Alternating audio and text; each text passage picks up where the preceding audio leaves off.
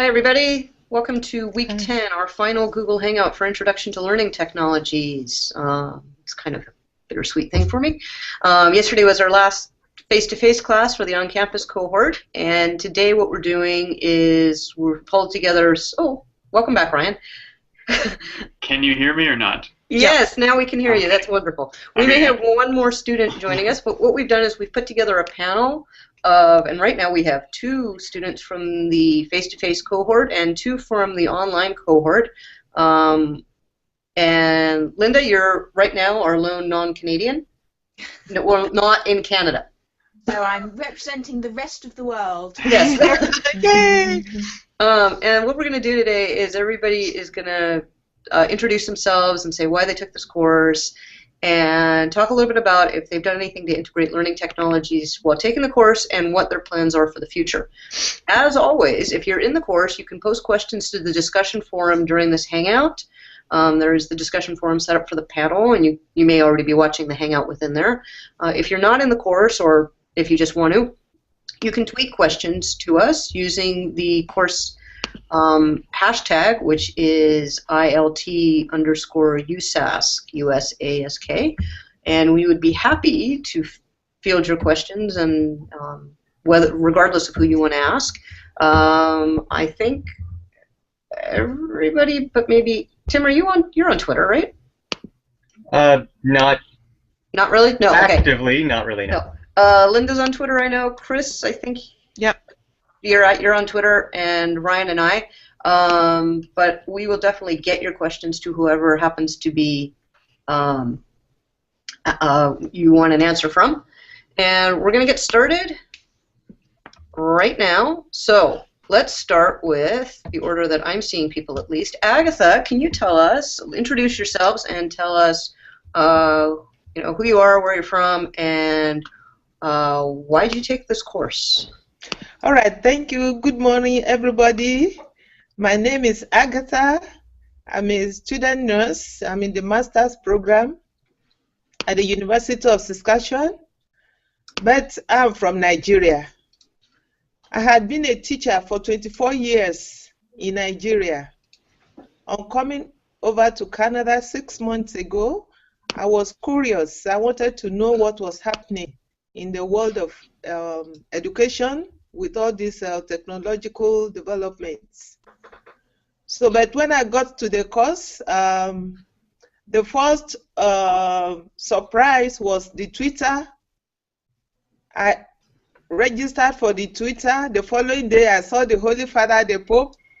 So that fascinated me. I was very glad to follow the Holy Father on Twitter, and that gave me impetus to persevere in the program, that I will see important people that mean so much to me.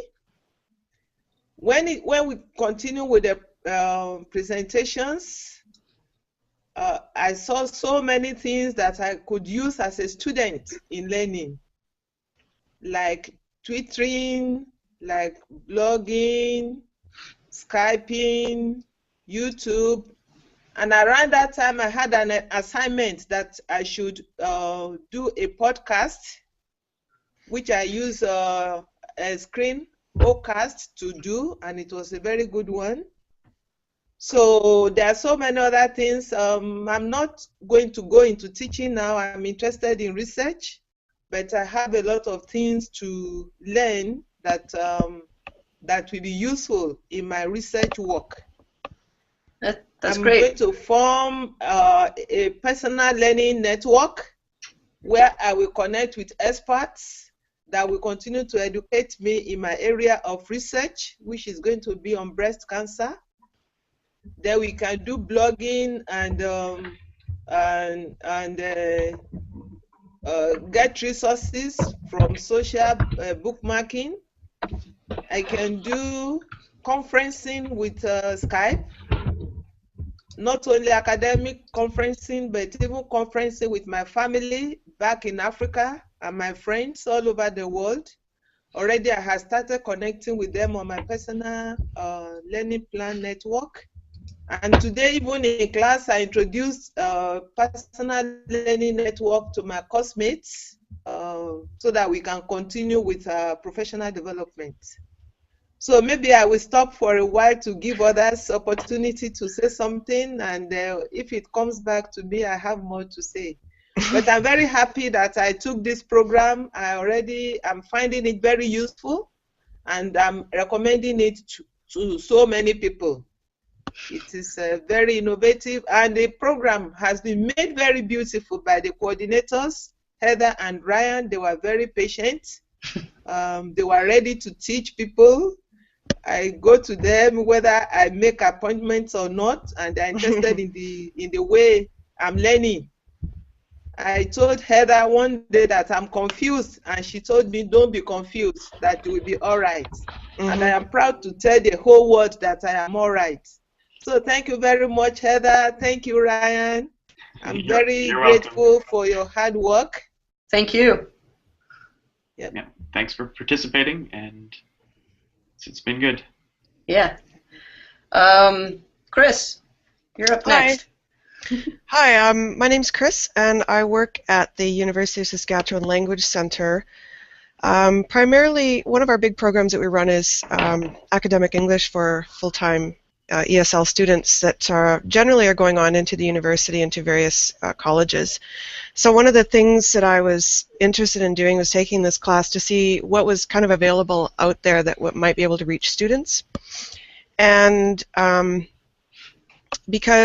because where I work at, we're developing a kind of refunctioning the library space, which is my area, into a sort of a much more multifunctional, multi-purpose kind of space. But it's not just the physical space that we're redesigning, it's the function. And so what we're trying to do is introduce a lot more online resources, technologies, things that are opening up the world of knowledge to the ESL students that we have.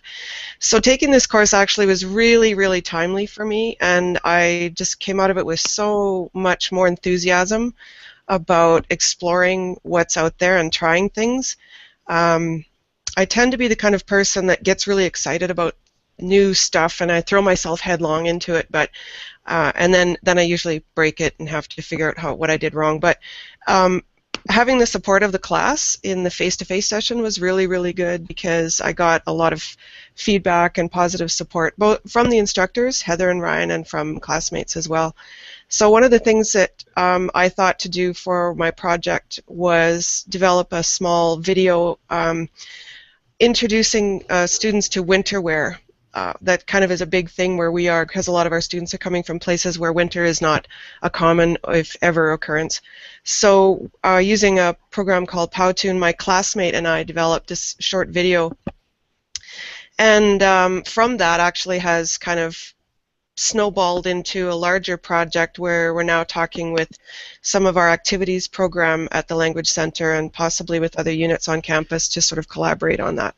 So it's kind of really exciting to see things moving and see things developing towards an end goal. So that's where I am. Great. Thanks, Chris. Linda. Okay. As already mentioned, I'm in the UK, and I'm an academic at the Open University here. So I do a lot of work in online and distance education. So I took the course. There were two drivers really for me.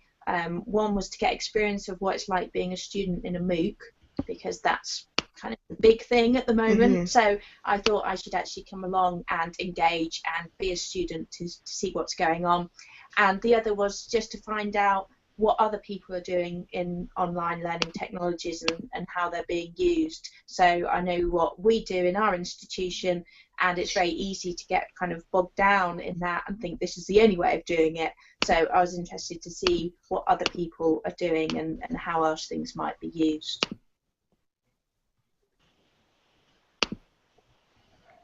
Oh, Heather is muted. Sorry. Oh, Tim, you're up. Don't forget to turn your mic on. Okay. Thanks, Heather and Ryan, for a fabulous course.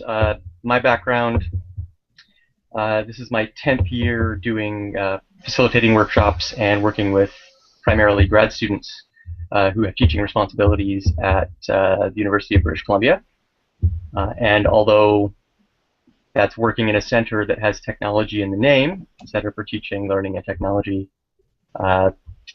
my tech expertise has been kind of the lower end, so I was very excited to take this course, learn the wide range of new tools that have been covered, and pick up a lot of interesting ideas from other people in the class, which has been exactly what's happened for me. So all kinds of different ways that I could use things like Twitter or Digo that have come up in discussions in the discussion boards.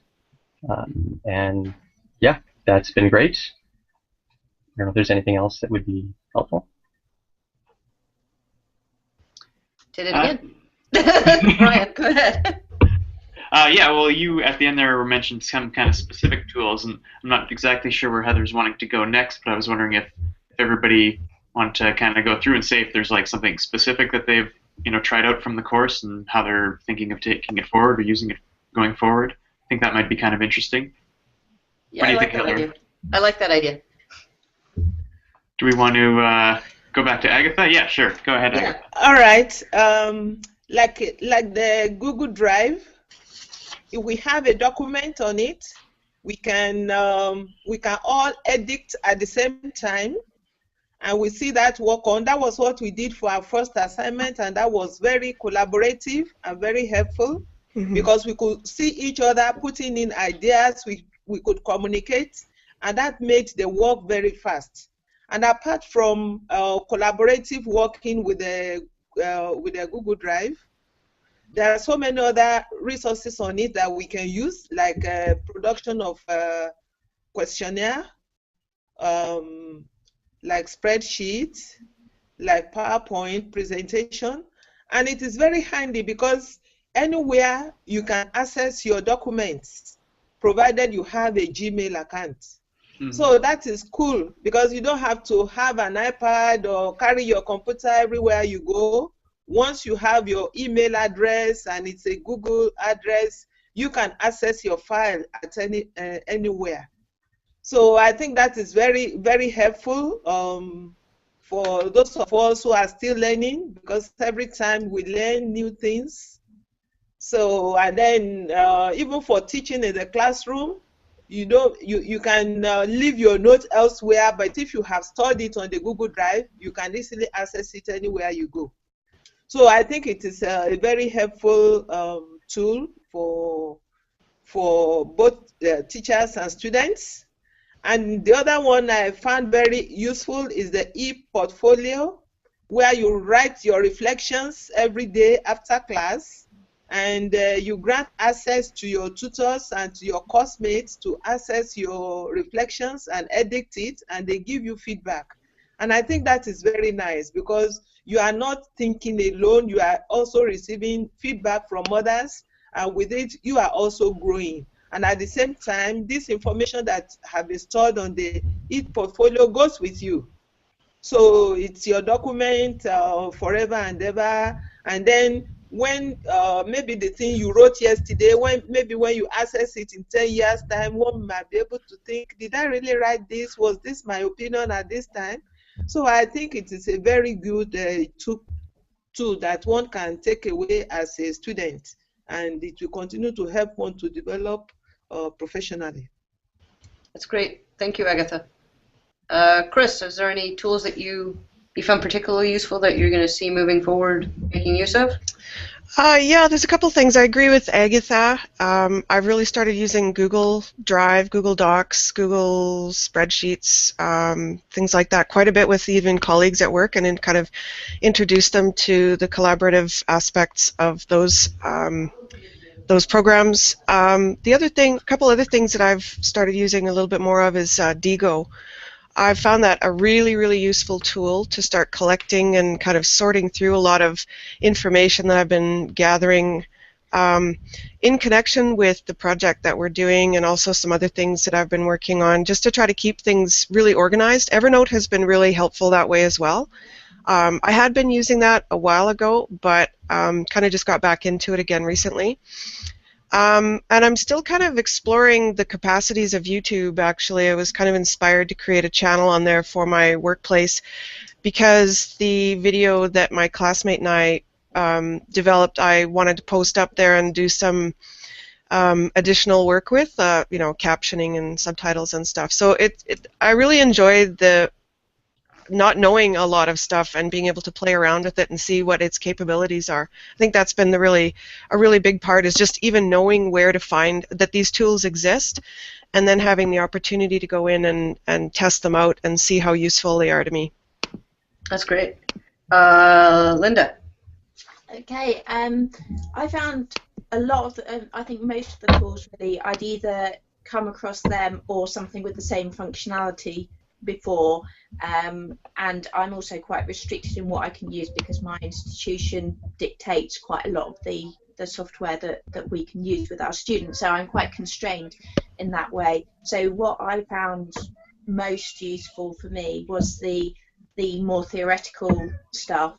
So I was really interested in David White's stuff around digital residency, and so that grabbed me the most, and I've been able to take that away and incorporate it into staff development activities and talk to the people that I manage about that. And I think we all heard about the forgetting the words now, but the youngsters being au fait with digital and the older people struggling a bit more. And I've always felt that wasn't true for the particular people that I work with, because I'm in an institution which our main way of talking to students is online now. So I see a lot of people that have retired from their main career and are now involved in teaching, and online is the way they do it. So they're very savvy, and a lot of our students who are much younger are struggling more with the digital world.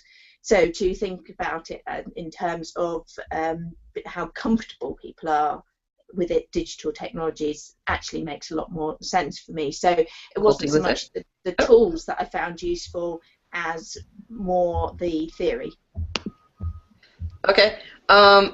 I lost all of you there for about 30 seconds or so. Yeah, me too. Okay. Yeah. I'm glad that everybody's back. I was a little worried that we'd lost the entire Hangout permanently. Sorry about that, Linda. I'm not sure what happened. I'm on a landline, so I'm not sure what the problem was. So Linda, I think you were talking about. You said you can remember the term digital. Immigrants and natives. That's immigrants and natives. Yeah. Yeah. That's about where she was when it froze for me too. Yeah. Yeah. And David White talks more about the visitors and residents. Yes. Yeah. And because I work in an environment where our predominant mode of communication is online, then it makes much more sense to me, particularly because a lot of the staff who I manage are retired from their substantive jobs, and they're the older generation, but they're the ones that are really savvy in terms of digital technologies, whilst some of my students are younger, although most of our students are over 25, and a lot of them struggle with the digital technologies. So the whole idea of the older you are, the more you struggle never made sense to me, and the natives and visitors makes much more sense. Sorry, residents and visitors makes much more sense. I'm not sure if I missed something. Would you actually be able to talk a little bit more about the work that you do, Linda? Yeah, sure. I work for the Open University in the UK, so we're a distance learning university. We have about 200,000 students, and all our students are required to have internet access. The course materials are delivered through a mixture of print materials and internet-based materials with some face-to-face, but for quite a lot of our students, our only contact will be through online media, possibly backed up with telephone. So our students are grouped into about groups of 25-ish students, and they're each supported by an associate lecturer, and I manage some of those associate lecturers. So the students receive the course materials either in books or on a website, or a combination of the two, and then their associate lecturer facilitates them working through that work, and the associate lecturer has at their disposal an online classroom similar to a Hangout, but with a whiteboard, email, forums, and wikis, lots of the things that we've covered in the course, really. So that's the structure of the environment in which I'm in. So a lot of the stuff that the course covered is just what we use every day within my particular institution. And why is it, I've always been kind of interested in this open university idea. Why is it called that? Like, why is it called the Open University? Because we don't have any entrance requirements, so anyone can come and study with us. There's no prerequisites other than we teach in English, so you do need to be competent in English language, but it's up to the students themselves to assess that. So anyone can sign up and start studying with us. Most of our students are over 25, but we do take students occasionally who are under 18. Sometimes homeschooled students have got through the education system ahead of where the general population have, so they would often come to us, and we continue taking students up to, we have no maximum age at all. And do people, I'm kind of sidetracking this conversation, but I'm interested in this topic. Do people usually complete full degrees at the Open University, or do they kind of start there for a year or two and then transition to universities, or? We have a full degree program, and most of our students now, in particular, because funding has changed in the UK recently, so students will go from equivalent of first year of undergrad right through to getting a degree or an honours degree, and then there is the option to do master's degrees as well. We do have some students who might do a year with us and then go somewhere else. We have at some point, I don't think we have at the moment, but sometimes we have programs where we have it set up with other institutions that students will study maybe 2 years with us and 2 years with another institution. So we have specific programs set up for that. But within Europe, we have a European-wide credit transfer system, so students can move between institutions relatively easily if they want to take credit elsewhere. Okay. Awesome. Thank you. Thanks for explaining that. Thank you. So, Tim, how about you? Hi. Well, actually, to pick up on something, Linda, that you mentioned, I came into the class expecting to learn about a lot of tools that might be useful to the instructors that I work with, and that's definitely been the case all the way from Twitter to the different e-portfolio systems, Evernote, etc. But I did not expect to get as much theory, or for lack of a better term, theory, and things like, as you mentioned, David White's work on digital residents and digital visitors. And that, for me, is one of the big takeaways from this course, I think, and part of what makes it difficult to say all of the things that I might do moving forward, because thinking about why we're online and why our learners are online, where they are, and the tools that they're using, is something that, for me, has been a big theme of the course from David White through to the last week with Darcy Norman. And Heather and Ryan, you both have mentioned that as well, and thinking about kind of what tools they're using, what's going to meet the needs of our learners. So that kind of theory has been a big piece of the way that this course has influenced my thinking. Mm-hmm. Yeah, and that was, kind of it's easy, I don't know if it's easy, but to just look at a bunch of tools. There's so many educational technology tools out there, learning technology tools, and something that we really try and stress is, right, thinking of, well, what is it actually going to do for the learners, or how is this actually going to help the learning? Because we can throw all sorts of things into a course, but if it actually doesn't work for the,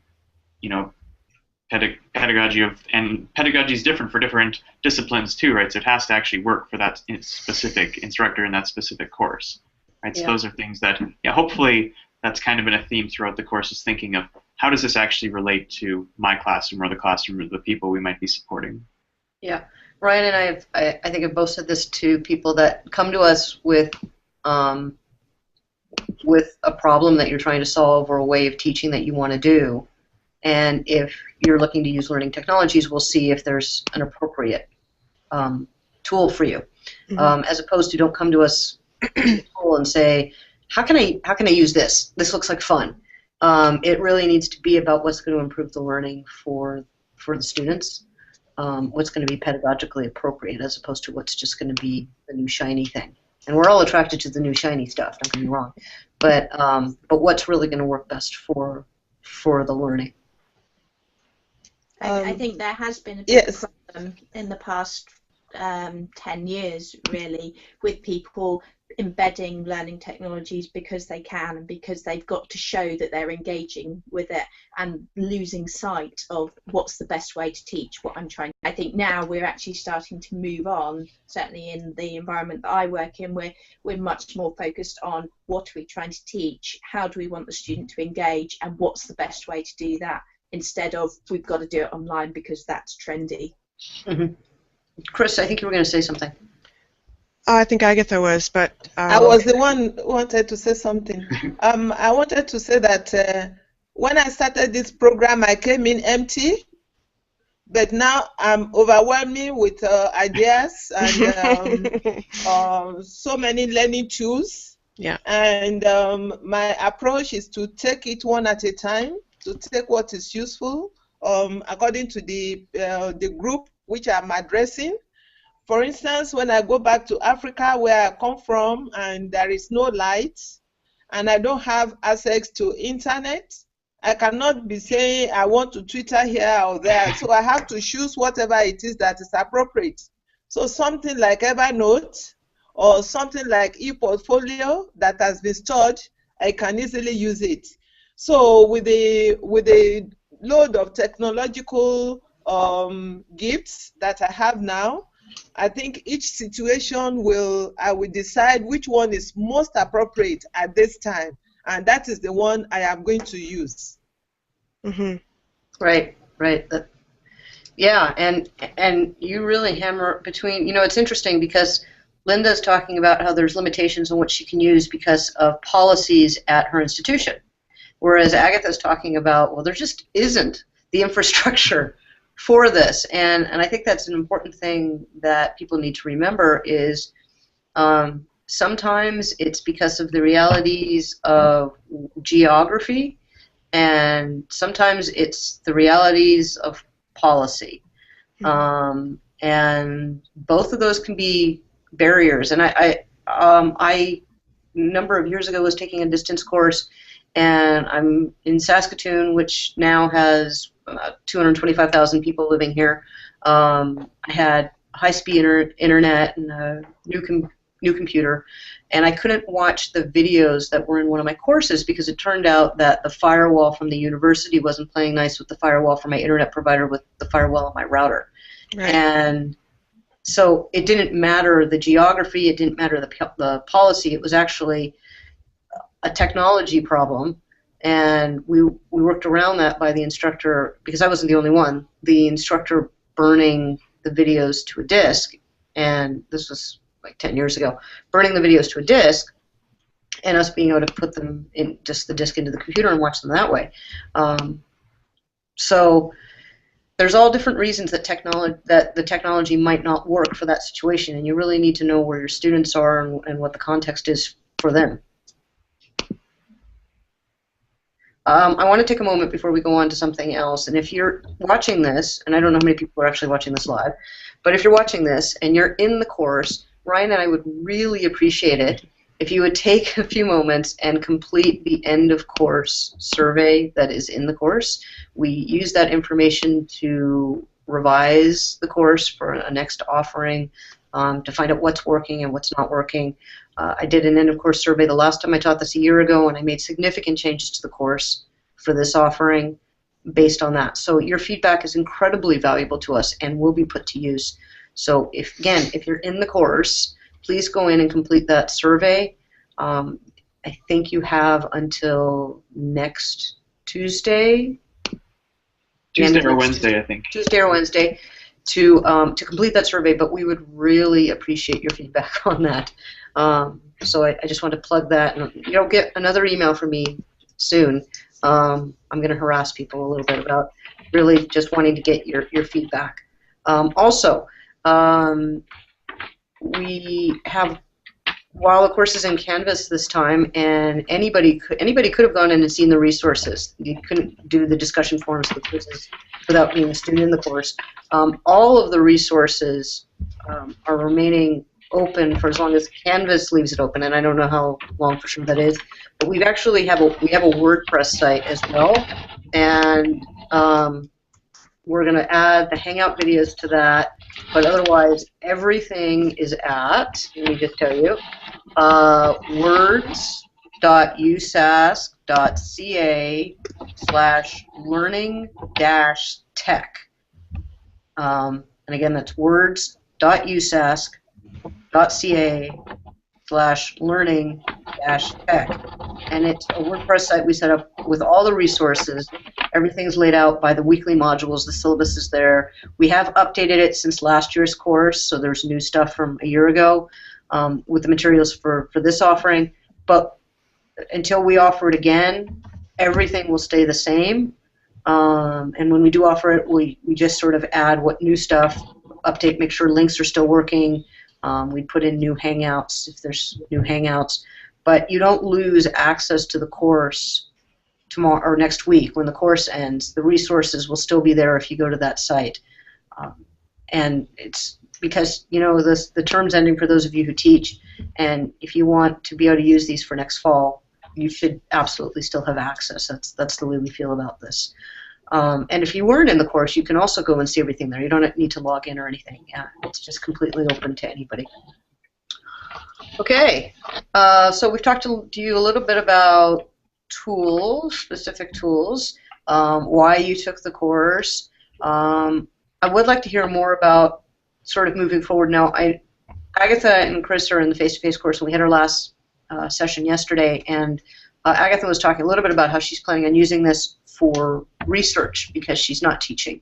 And I was wondering, Agatha, if you could talk more about how you see using learning technologies effectively as you move forward as a researcher.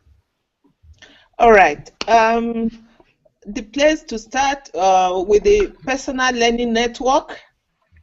There are experts in my area. Like I was speaking with a friend from Nigeria yesterday, and he gave me the name of somebody who had done a lot of work on breast cancer in Nigeria as a resource person. So if I contact that person will be in my personal learning network, and there are other experts from whom I can learn. I will be in their learning network. Then I can blog ideas, ask questions, and it is not only going to help my research work, it is also going to help my communication skills. Then I can do Skype, like the resource person I discussed a minute ago. I can call her on Skype, and we can talk. We can discuss ideas, what she had done, and how I can learn from that. And then if there are conferences going on anywhere in the world, I can use conferencing on Skype to join in. Even my classmates who are not around, if I miss class, I can call them on Skype and we can discuss things. Then using the social bookmarking, I can look for resources in the area, and Evernote, I can have a library a library set up there. Then yesterday when we were in class, Heather talked about Zotero, which is another good resource where I can do my research work. So, and then my thinking, my jotting, my reflections, I can put them on ePortfolio and forward it to a resource person to edit for me before I submit them. So I think that there are so many things I can do with what I have learned now. I know that I'm just starting. I will still continue to develop, but I think a good foundation has been made for me to continue to learn, because I don't claim to have known everything, but at least I think that I have the bits that I need to move on. And when I eventually start my research, I know that I have a good footing already as to getting authentic resources, like what we did on citizenship, so that I don't get into trouble. I respect the internet rules. I know the authenticity of the resources that I'm using. So I think there is no end to what I have gained in the area of research, even though I came to the class out of curiosity. But I think I'm grateful I did that, and I'm also grateful for the encouragement that I got from the instructors of this program. So those are just a few things I can go. And even one of my assignments in this program, in this graduate course, it was on, we were supposed to do a podcast or presentation, but I did scan Ocast, the one that Ryan presented. It came in good time. That was 1 week before I turned in my assignment, and that was what I used, and I did very well in it. So I'm very proud of myself. I'm very proud of the things that I have gotten. And I kept on remembering what Heather said to me, that you will be all right. I remembered that afternoon I was going home, I was confused, I didn't know what to do. She just sent a text to me, and I just told her what was in my mind. And she said, you will be all right. And I think that statement is a prophecy, because I am all right. I need to start with anyway. I need to continue to grow. I wouldn't say I have known everything, but I need to continue to grow. I need to continue to learn, but I think I'm in a good place to start something. Well, Agatha, Ryan and I haven't even come close to learning at all. so it never stops. You just keep growing.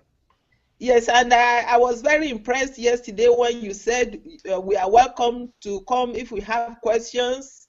So that really impressed me, and I want to thank you very much, because it is one thing to have all these resources. It is another thing to have somebody who is presenting it in an acceptable way. So we thank you for your friendship and your openness and simplicity in being available to make sure that we understand these things, and for your daily meals. It's a lot of energy to keep track with everything. I think the way you handled the whole course is commendable. Thank you very much. Well, thank you to all the students, you and everybody who's really made this a success. Ryan, you looked like you were going to say something. I was just going to say you're welcome. And I was also thinking when you mentioned that we don't know everything. The things I've learned from going through the discussion forums and different new tools that I've bookmarked into my Evernote and stuff to explore further, and lots of different ideas of things to check out and try, and great to hear what people are doing at different places around the world. So it's been a learning experience for us as well. So it's been good. Yeah. Well, actually, that was a question that I was going to ask you guys, just to kind of turn the tables on it a little bit and just ask what are some of the things that stand out for you that you might have learned something new about, or would like to explore, or do something differently. Would there be anything that comes to mind? The tool that you used to make that video. Oh, Houghton? Yeah. Yeah. That looked really interesting, and it looked like it was something that we could work with, like students could make use of as well. Yeah. So it would. I definitely want to look more into that.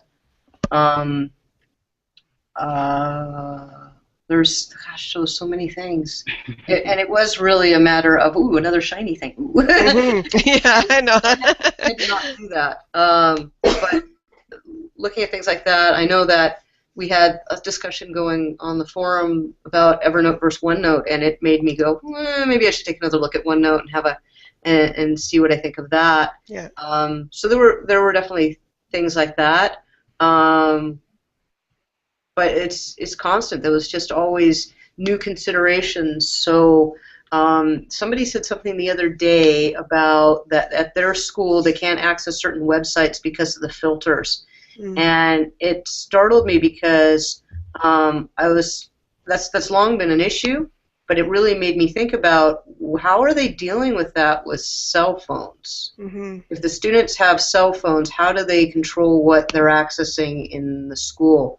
So it gave me, I've had so many things, new things just to think about, not even just about tools, but contexts and issues that it's important for us to be reminded of or introduced to. That's what happens to us when we're teaching this course because of the great input from students. Ryan?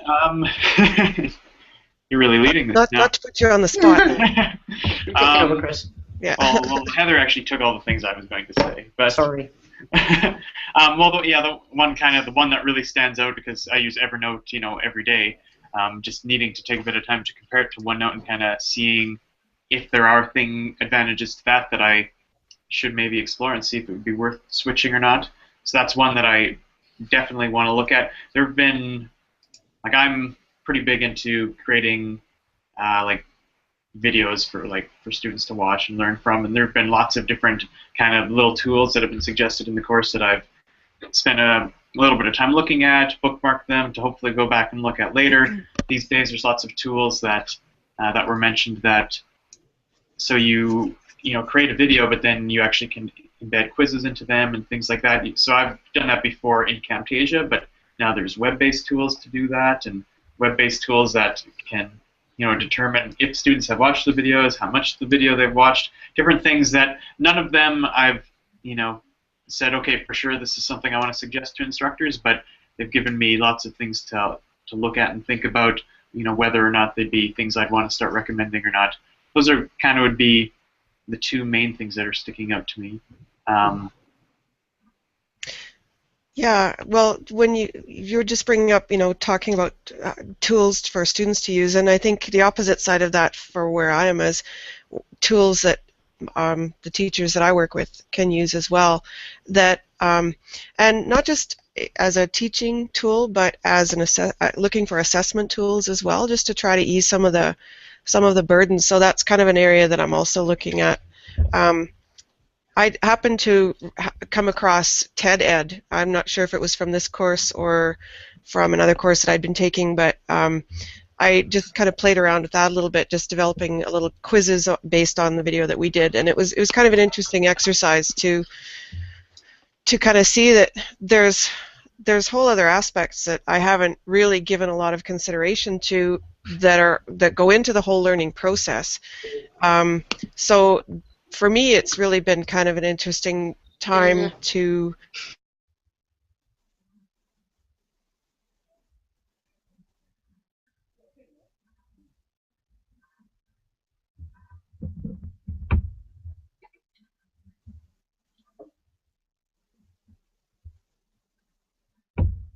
look at doing. Oh, did we get lost? Back? Yeah. Got my fingers crossed that we're coming back. We made it back. Yeah, that's good.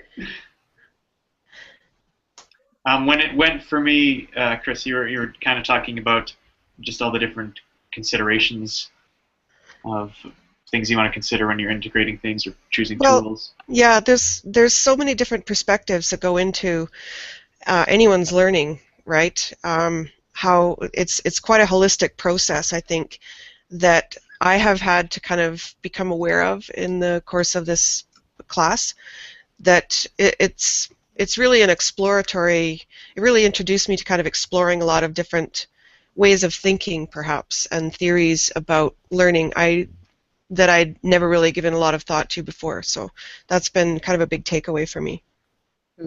Yeah, and other things that kind of, now that I'm reflecting more, the Hangouts, lots of interesting conversations that have happened in the Hangouts that have caused me to think about things, and like thinking back to the week on using Skype in the classroom with Alan Stang, right? It was really interesting to hear of like all the different ideas of things that people do using Skype and Hangouts, and that's exciting. It's something that I really hope that we can get more instructors interested in using.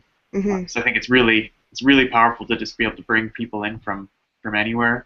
And then also last week, and Heather and I talked about this a little bit, the Hangout with Darcy Norman, when he kind of talked about how they've been choosing tools at the U of C, and in terms of hosting it locally or hosting it elsewhere, and kind of the considerations that he's making. And it's interesting to hear other people's perspectives. So it's been a very interesting couple of months. And what's been interesting for me is not just I agree about the hearing all these different people's perspectives, but for some of these people to hear about their evolution of their perspective, and how they had certain ideals about what would be great, and then they've seen sort of reality and benefits and drawbacks, and watching that evolution, because it makes me feel better about the fact that I don't know what's necessarily the right thing to do always, and what's going to work best, and knowing that people who I have so much respect for and are doing so many great things, that they go through that same self-doubt about an evolution. So that I found that great. This offering is to hear so many different perspectives from these people. Yeah.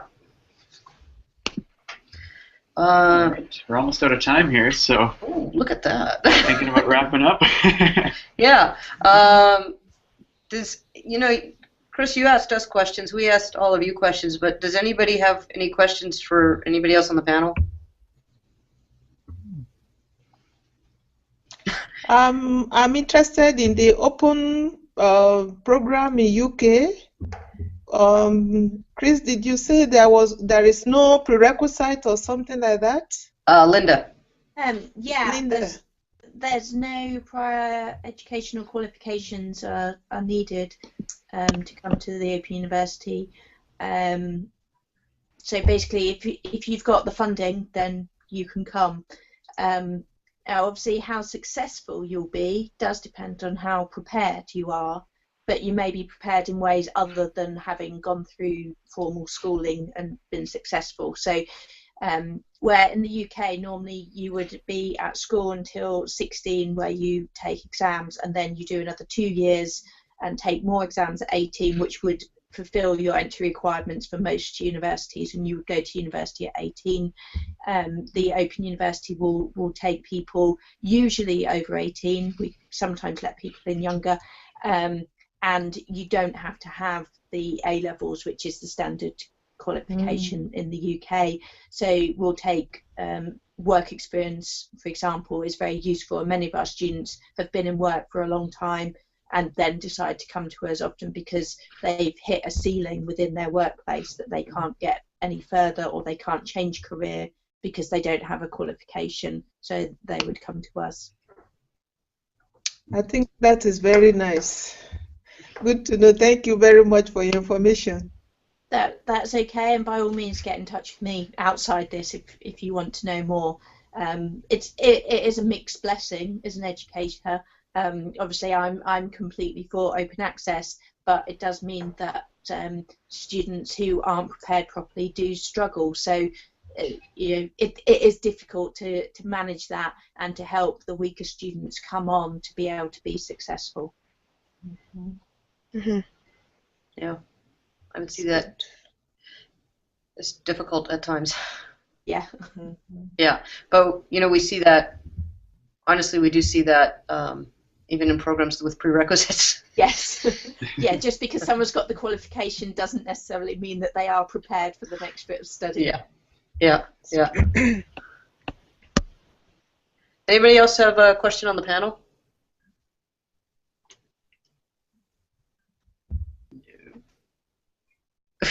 I think that's dead air. So Tim, we haven't heard from you in a while. Is there any final thoughts or anything that's swirling around in your head, or anything you'd like to share? Yeah, well, there are a couple of things. One is just thank you and all the other participants in the course, because again, this has been an opportunity to learn a lot about the tech, but also a lot about things that go well beyond the tech. So thinking about You mentioned the Hangouts and like the week where we talked to John Boyer and hearing about assessment and flipped syllabus and things like that that go well beyond just the tech part. Mm-hmm. And also not knowing it all, and that being another theme that I can recall from David White and then I think Kathy Cassidy about the imposter syndrome. And I think Kathy mentioned, why should educators blog? Because your ideas are more worthwhile than you think. And there's a great moment where I think she and you, Heather, were talking about 6-year-olds. Yeah. And that moment when all your stuff is still good and your ideas are still worthwhile. And so I think that's something to think about and for all of us to retain and kind of help our students onion skin to that point where they can express their ideas, as I think David White's phrase there. Yeah. Yeah. Awesome. Thank you. I think the example of using the school children was very motivating for me when I saw small children blogging, because initially I thought it's just a social affair that I wasn't ready for. But when I saw them blogging about what they have learned in class, that was a big motivation for me to continue to use this tool as a learning tool. Mm-hmm. Thank you. It was a good example. Sorry, go ahead, Linda. The evaluation report when you've done it, but I also wonder if you have any plans to follow up with students more longer term to see if people have changed their practice as a result. We don't have any plans at this time for that. Part of it, that is because I'm working on my PhD on something else right now, and I just can't do another research study. Ryan. We can think about it. Yeah. We have to get through this first amount of information first from the surveys. And we do, and then that means that we need people to do it. We really need you to do it. We had a phenomenal response rate on the entry one. It was somewhere around 25% of people who registered for the course. That's not even percent of people who actually accessed it, because we know there'll be people who registered in an open course that never go in.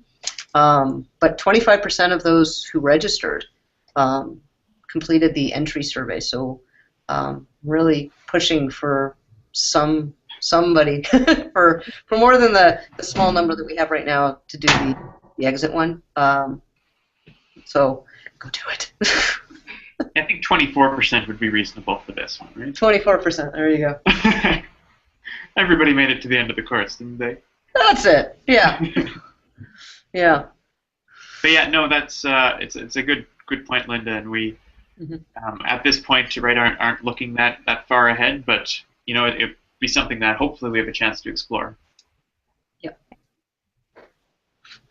Anybody want to make any final points before we say goodbye to our final hangout for this offering of Introduction to Learning Technologies? I think it is also great that okay. That's great. I think it is also great that people from so many places, I can say all over the world, we can look at ourselves on the screen and discuss like this. I think it is really good. Yeah. Yeah, I agree. Chris, were you going to say something? Basically the same. Just I'd be, really interested in continuing to kind of have connections with some of the people in the course, and just, developing ideas or just running ideas past one another, I think would be a useful exercise to do. So I don't know if there's, are those, I'm not sure, would the discussion forum content still be available on the WordPress, or? No, the discussion forums won't be. If you want to connect with people, I think the best way might actually be Twitter. Twitter, or right away on the discussion, or through. Right away on the discussion boards. If you want to exchange contact information with people, you can actually message people through Canvas. If there's people that you really want to stay in touch with, you could do that. if there's anybody watching, and we can post this in the discussion forums as well, you can send us your email and say, I'd like to be part of something, and maybe we could create a list, like a Google Doc or something, and just share it with those of you who've indicated that. And sorry, Rick Schweer is outside of my office making faces.